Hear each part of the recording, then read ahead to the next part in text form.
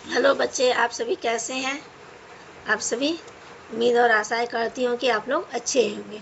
चलिए आज हम लोग पढ़ेंगे अनुच्छेद जो हमारा था उससे संबंधित और भी बाकी क्वेश्चन थे उसको पढ़ते हैं। हमारा अगला क्वेश्चन है, संविधान के किस अनुच्छेद के अनुसार संघ की राजभाषा हिंदी है? संविधान के किस अनुच्छेद के अनुसार हिंदी संघ की राजभाषा है? तो हमारा जो अनुच्छेद है 343 के अनुसार क्या है? हमारी हिंदी संघ की राजभाषा के रूप में मान्यता मिली है। संविधान की 8वीं अनुसूची में अंतिम भाषा कौन सी है? तो संविधान की जो हमारी 8वीं अनुसूची है उसकी अंतिम भाषा क्या है? उसकी अंतिम भाषा उर्दू है। ठीक है। अगला क्वेश्चन, राजभाषा नियम किस वर्ष बनाया गया? तो राजभाषा नियम क्या है? हमारा राजभाषा नियम 1987। ठीक है, हमारा राजभाषा 1987 में राजभाषा अधिनियम किस वर्ष बनाया गया? तो राजभाषा अधिनियम जो है हमारा 1987 में बनाया गया। राजभाषा अधिनियम 1963, एक मिनट, राजभाषा अधिनियम 1963 में संशोधन कब हुआ? तो राजभाषा अधिनियम 1963 में जो हमारा संशोधन था वो हमारा संशोधन 1967 में होता। राजभाषा अधिनियम 1963 में संशोधन कब हुआ था? हमारा 1967 में हुआ था। अगला क्वेश्चन है हमारा, राजभाषा नियम 12 के अनुसार राजभाषा अधिनियम और उसके अधीन बनाए गए नियमों के उल्लंघन का समुचित अनुपालन का उत्तरदायित्व किस पर होता है? तो राजभाषा नियम 12 के अनुसार राजभाषा अधिनियम और उसके अधीन बनाए गए नियमों के उल्लंघनों का समुचित अनुपालन का उत्तरदायित्व प्रशासनिक प्रमुख किसके अंतर्गत होता है? प्रशासनिक प्रमुख के अनुसार होता है। हमारा अगला क्वेश्चन है, संविधान के किस अनुच्छेद 343 के अनुसार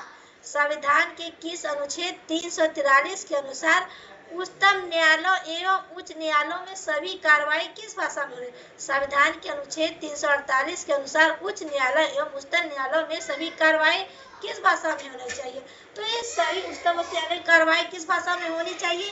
तो केवल अंग्रेजी में होनी चाहिए। किस भाषा में होनी चाहिए? तो केवल अंग्रेजी में होनी चाहिए। बोलने वालों की संख्या के अनुसार विश्व में किस भाषा का दूसरा स्थान है? तो बोलने वालों की संख्या के अनुसार हिंदी का क्या है? विश्व में दूसरा स्थान है। राजभाषा अधिनियम कब लागू किया? तो राजभाषा हमारा अधिनियम जो है 1963 में लागू किया गया। चलिए आगे चलते हैं। राजभाषा नियम कब लागू किया गया? तो राजभाषा नियम 1976 में लागू किया गया। ठीक है। अगला क्वेश्चन हमारा, केंद्रीय अनुवाद ब्यूरो की स्थापना कब हुई थी? तो केंद्रीय अनुवाद ब्यूरो जो था उसकी स्थापना 1971 में हुई थी। केंद्रीय अनुवाद ब्यूरो की स्थापना कब हुई थी? केंद्रीय अनुवाद ब्यूरो की स्थापना 1971 में हुई थी। नौवां विश्व हिंदी सम्मेलन 22-24 सितंबर को कहाँ आयोजित किया गया था? तो जो हमारा 9वां विश्व हिंदी सम्मेलन था वो जो है हमारा 22-24 सितंबर को जोहान्सबर्ग में 22-24 सितंबर को 2012 में कहाँ आयोजित किया गया था? 9वां विश्व सम्मेलन तो जोहान्सबर्ग में आयोजित किया था। संघ की राजभाषा की स्वर्ण जयंती किस वर्ष मनाई जाती है? तो संघ की राजभाषा की जो स्वर्ण जयंती है वो 1999 में मनाई। संघ की राजभाषा की स्वर्ण जयंती किस वर्ष मनाई गई थी? तो 1999 में मनाई गई थी। संसदीय राजभाषा समिति के सदस्य कौन है? तो संसदीय राजभाषा समिति के सदस्य हैं वो लोकसभा और राज्यसभा। संसदीय राजभाषा समिति के सदस्य कौन होते हैं? लोकसभा और राज्यसभा। संसदीय राजभाषा समिति के सदस्य लोकसभा और राज्यसभा के सदस्य होते हैं। राजभाषा संकल्प कब प्रकाशित किया गया? तो राजभाषा संकल्प जो हमारा है 1968 में प्रकाशित किया गया। अगला क्वेश्चन है, राजभाषा नियम के अनुसार हिंदी के प्रयोग की दृष्टि से राज्य एवं संघ राज्य क्षेत्र को कितने क्षेत्रों में बांटा गया? तो राजभाषा नियम के अनुसार हिंदी के प्रयोग की दृष्टि से राज्य एवं संघ राज्य क्षेत्रों को 3 भागों में बांटा गया है। कितने भागों में बांटा गया है? तो इनको 3 भागों में बांटा गया है। राजभाषा नियम की धारा 3(3) के अनुसार 14 कागज पत्रों को किस भाषा में जारी किया गया? तो धारा 3(3) के अनुसार 14 कागज पत्रों को जो है हिंदी और अंग्रेजी दोनों भाषाओं में जारी किया गया। राजभाषा अधिनियम की धारा 3(3) के अनुसार 14 कागज पत्रों को किस भाषा में जारी किया गया? तो हिंदी और अंग्रेजी दोनों भाषाओं में जारी किया गया। राजभाषा नियम के अंतर्गत क्षेत्र क में स्थित सरकारी कार्यालयों को कितना प्रतिशत कार्य हिंदी में होना अपेक्षित है? तो राजभाषा नियम के क्षेत्र क में स्थित राजभाषा नियम के क्षेत्र क में स्थित सरकारी कार्यालयों में कितना प्रतिशत कार्य हिंदी में होना चाहिए? तो 100% कार्य क्या है वो हिंदी में होना चाहिए। हमारा अगला क्वेश्चन है राजभाषा नियम 6 के अनुसार राजभाषा नियम 6 के अनुसार धारा 3 के अंतर्गत जारी किए गए दस्तावेजों के लिए हिंदी और अंग्रेजी दोनों भाषा का प्रयोग संबंधित जिम्मेदारी किसकी है? हिंदी और अंग्रेजी भाषा का प्रयोग संबंधित जिम्मेदारी किसकी है? तो राजभाषा नियम 6 के अनुसार धारा 3(3) के अंतर्गत जारी किए गए दस्तावेजों के लिए हिंदी और अंग्रेजी दोनों भाषा का प्रयोग जो है संबंधित जिम्मेदारी किसकी होगी? तो हस्ताक्षर करने वाले अधिकारियों की। हिंदी और अंग्रेजी भाषा का प्रयोग संबंधी जिम्मेदारी किसकी होगी? तो हस्ताक्षर करने वाले अधिकारियों की। किसकी होगी? हस्ताक्षर करने वाले अधिकारियों की। राजभाषा नियम 11 के तहत द्विभाषिक स्टेशनरी आदि में हिंदी का स्थान कहाँ है? राजभाषा नियम 11 के तहत द्विभाषिक स्टेशनरी में हिंदी का स्थान कहाँ है? तो हिंदी का स्थान क्या है? हमारे हिंदी का स्थान क्या है? अंग्रेजी से पहले। 8 जनवरी 2004 को इनमें से किस भाषा को संविधान की 8वीं सूची में शामिल किया गया? तो 2004 को हमने अभी आप लोग को बताया था 2004 में क्या है? 2004 में हमारा जो है क्या है? 2004 में हमारा संथाली, मैथिली, और बोडो को क्या किया था? ये इसमें शामिल किया गया था 8वीं अनुसूची में।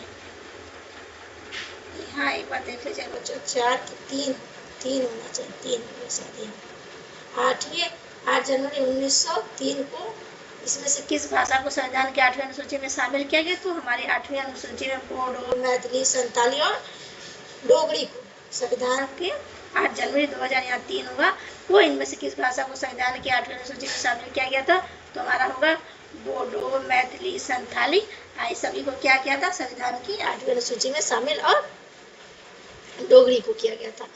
सिंधी भाषा को संविधान की 8वीं अनुसूची में कब शामिल किया गया? तो सिंधी को क्या है? संविधान के जो हमारा 21वां संशोधन हुआ था, हमारा 21वां संशोधन 1967 में जो हुआ था उसमें सिंधी को संविधान की 8वीं अनुसूची में शामिल किया गया। ठीक है, सिंधी भाषा को संविधान की 8वीं सूची में कब शामिल किया गया? तो हमारा 21वां संशोधन हुआ था, उसमें 1967 में सिंधी को संविधान की 8वीं सूची में शामिल किया गया। राजभाषा प्रयोग के संदर्भ में कौन सा राज्य क्षेत्र ख में आता है? तो राज्य क्षेत्र ख में कौन सा आता है? गुजरात, महाराष्ट्र और पंजाब। क में हमारा क्या था? उधर पढ़े थे हम लोग अभी कि क्षेत्र क में सरकारी कार्यालयों में कितना प्रतिशत कार्य हिंदी में होना चाहिए? तो 100% होना चाहिए। ठीक है। और ख के अंतर्गत कौन सा आता है? तो क्या है? राजभाषा के प्रयोग के संदर्भ में कौन सा राज्य क्षेत्र ख में आता है? तो गुजरात, महाराष्ट्र और पंजाब, ये तीनों क्षेत्र क्या है? हमारा क्षेत्र ख के अंतर्गत आते हैं। अगला क्वेश्चन है केंद्रीय अनुवाद ब्यूरो का मुख्यालय कहाँ है? तो केंद्रीय अनुवाद ब्यूरो का जो हमारा मुख्यालय कहाँ है? नई दिल्ली में है। नगर राज्य भाषा कार्यान्वयन समिति की वर्ष में कितनी बैठक होनी चाहिए? तो नगर राज्य भाषा कार्यान्वयन समिति की वर्ष में 2 बैठक होनी चाहिए। अगला क्वेश्चन है राजभाषा के प्रयोग के संदर्भ में कौन सा राज्य संघ राज्य क्षेत्र क में नहीं है? कौन सा राज्य जो है हमारे क्षेत्र क में नहीं है?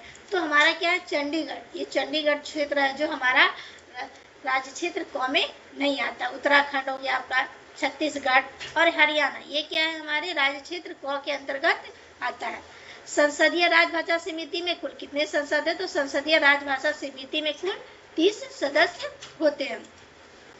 संसदीय राजभाषा समिति अपना प्रतिवेदन किससे प्रस्तुत करती है? तो संसदीय राजभाषा समिति जो है अपना प्रतिवेदन राष्ट्रपति को प्रस्तुत करती है। संसदीय राजभाषा समिति अपना प्रतिवेदन किसे प्रस्तुत करती है? तो संसदीय राजभाषा समिति जो है अपना प्रतिवेदन राष्ट्रपति को प्रस्तुत करती है। अगला क्वेश्चन हमारा, यूनिकोड मानक से किन भाषाओं को नोट किया जाता है? यूनिकोड मानक से किन भाषाओं को नोट किया जाता है? तो ये हमारा क्या है? हिंदी और अंग्रेजी भाषाओं को यूनिकोड से नोट किया जाता है। यूनिकोड कौन सा मानक है? तो यूनिकोड जो है हमारा अंतर्राष्ट्रीय मानक। यूनिकोड कौन सा मानक है? तो यूनिकोड जो हमारा अंतर्राष्ट्रीय मानक है। राजभाषा आयोग अपनी सिफारिश किसे प्रस्तुत करते हैं? राजभाषा आयोग जो है अपनी सिफारिश राष्ट्रपति को प्रस्तुत करते हैं। हमारा अगला क्वेश्चन है, राजभाषा विभाग की त्रैमासिक गृह पत्रिका का नाम क्या है? तो राजभाषा विभाग की त्रैमासिक गृह पत्रिका का नाम क्या है? राजभाषा भारती। राजभाषा विभाग की त्रैमासिक गृह पत्रिका का नाम क्या है? राजभाषा। हमारा अगला क्वेश्चन है, जर्नल और मानक संदर्भ पुस्तकों को छोड़कर पुस्तकालय के लिए कुल अनुदान का कितना प्रतिशत हिंदी पुस्तकों की खरीद पर खर्चा किया जा सकता है? जर्नल और मानक संदर्भ पुस्तकों को छोड़कर पुस्तकालय के कुल अनुदान का कितना प्रतिशत हिंदी पुस्तकों की खरीद पर खर्च किया जाता है? तो 50% खर्च किया जाता है। ठीक है। अगला क्वेश्चन हमारा है, अभी तक संसदीय राजभाषा समिति की रिपोर्ट कितने खंडों में जारी हुई है? तो अभी तक संसदीय राजभाषा समिति की रिपोर्ट जो है हमारे 9 खंडों में, कितने खंडों में जारी की गई है? तो 9 खंडों में जारी की गई है। राजभाषा आयोग अपनी सिफारिश किसे प्रस्तुत करता है? तो राजभाषा आयोग जो है अपने सिफारिश गृह मंत्री को, राजभाषा आयोग अपने सिफारिश किसे प्रस्तुत करता है? तो राजभाषा आयोग जो है अपने सिफारिश गृह मंत्री को प्रस्तुत करता है। कोयला किस गृह पत्रिका का नाम है? तो कोयला किसकी गृह पत्रिका है? तो कोयला जो है कोयला मंत्रालय की गृह पत्रिका है। पहला राजभाषा आयोग कब गठित हुआ था? तो हमारा पहला राजभाषा आयोग जो है 1955 में गठित हुआ था। ठीक है। पहली संसदीय राजभाषा समिति कब गठित की गई थी? तो पहली राजभाषा संसदीय समिति जो है हमारे 1957 में गठित की गई, 57 में गठित की गई थी। ठीक है। पहली संसदीय राजभाषा समिति कब गठित की गई थी? तो पहली राजभाषा समिति हमारे 1957 में गठित की गई थी। अगला क्वेश्चन है, संसदीय राजभाषा समिति के प्रतिवेदन पर राष्ट्रपति जी का पहला आदेश कब जारी हुआ था? तो संसदीय राजभाषा समिति के प्रतिवेदन पर राष्ट्रपति जी का जो हमारा पहला आदेश था वो कब जारी हुआ था? तो पहला आदेश जो हुआ था हमारा 1960 में जारी हुआ था। ठीक है। राजभाषा आयोग के सदस्यों को कौन नियुक्त करता है? राजभाषा आयोग के सदस्यों को कौन नियुक्त करता है? तो हमारे राजभाषा आयोग के जो सदस्य हैं उनको राष्ट्रपति नियुक्त करता है। राजभाषा आयोग के सदस्यों को कौन नियुक्त करता है? तो राजभाषा आयोग के सदस्यों को राष्ट्रपति नियुक्त करते हैं। राजभाषा आयोग की सिफारिश की परीक्षा कौन करता है? तो राजभाषा आयोग की जो सिफारिश की परीक्षा होती है उसे संसदीय और राज्य समिति कौन प्रस्तुत करता है? संसदीय और राज्य समिति। तो बच्चों हम लोग इस प्रकार देखिए कि राजभाषा समिति की रिपोर्ट कितने खंडों में जारी हो चुकी है? तो राजभाषा समिति की रिपोर्ट जो है 7 खंडों में जारी है। राजभाषा आयोग अपनी सिफारिश किसे प्रस्तुत करती है? तो राजभाषा आयोग अपनी सिफारिश गृह मंत्री को प्रस्तुत करती है। कोयल किसकी गृह पत्रिका है? कोयल किसकी गृह पत्रिका है? तो कोयल जो है कोयला मंत्रालय की गृह पत्रिका है। कोयल किसकी गृह पत्रिका है? तो कोयल जो है कोयला मंत्रालय की गृह पत्रिका है। पहला राजभाषा आयोग कब गठित किया गया था? तो हमारा पहला राजभाषा आयोग जो है हमारा 1955 में गठित किया गया था। पहली संसदीय राजभाषा समिति कब गठित की गई थी? तो हमारी पहली संसदीय राजभाषा समिति जो है 1957 में गठित की गई थी। और संसदीय राजभाषा समिति के प्रतिवेदन पर राष्ट्रपति जी का पहला आदेश कब जारी हुआ था? तो राष्ट्रपति जी का पहला आदेश जो हुआ था 1960 में जारी हुआ था। राजभाषा आयोग के सदस्यों को कौन नियुक्त करता है? तो राजभाषा आयोग के सदस्यों को जो है राष्ट्रपति नियुक्त करता है। राजभाषा आयोग की सिफारिश की परीक्षा कौन करता है? तो राजभाषा आयोग की सिफारिश की परीक्षा जो संसदीय राजभाषा समिति करती है। चलिए हम लोग अगला क्वेश्चन या अगला वीडियो होगा नेक्स्ट टॉपिक को पढ़ाते हैं।